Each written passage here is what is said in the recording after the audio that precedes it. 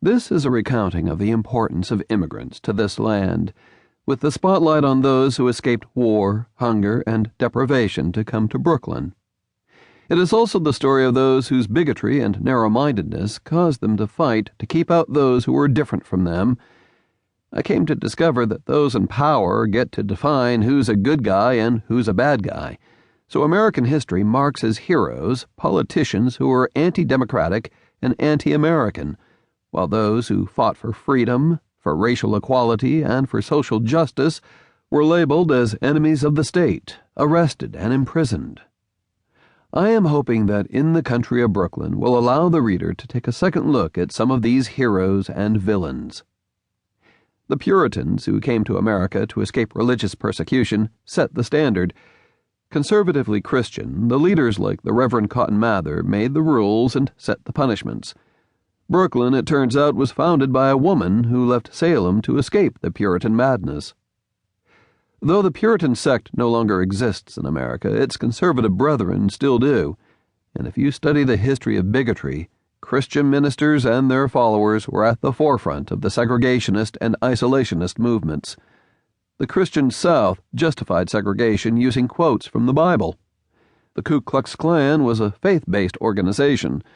The White Citizens Council was made up of devout, church-going Christians.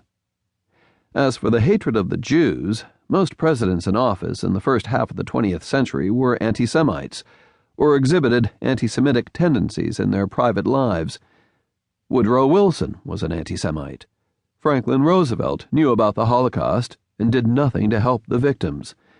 And Harry Truman's wife, Bess, vowed never to allow a Jew to set foot in her house. Congress wasn't any more tolerant. In 1921, Congress passed a bill effectively stopping the flood of Jews into this country, which resulted in the deaths of millions of Jews who had no place to run to when Hitler started wiping them out in Europe less than a generation later. The Irish and Italians also faced bigotry. Once in America, the Irish had to face bigotry from the WASPs. No Irish need-apply signs were routine. But once the Irish organized politically, they became a powerful force unto themselves. The Italians kept to themselves at first, but with each generation became more assimilated. The history of blacks in America is a whole different story. Blacks weren't barred from coming to America, but rather were brought to America against their will. Once here, they were enslaved. After the Civil War, they were marginalized, prevented from getting an education and from earning a decent living. After the war, the whites in America used all their political and financial power to keep the blacks subservient. Even as late as 1947, blacks were down so far that the very idea that a black man would be allowed to play Major League Baseball was revolutionary. As more and more Latinos came to America, they faced similar racist attitudes and made great strides with each generation.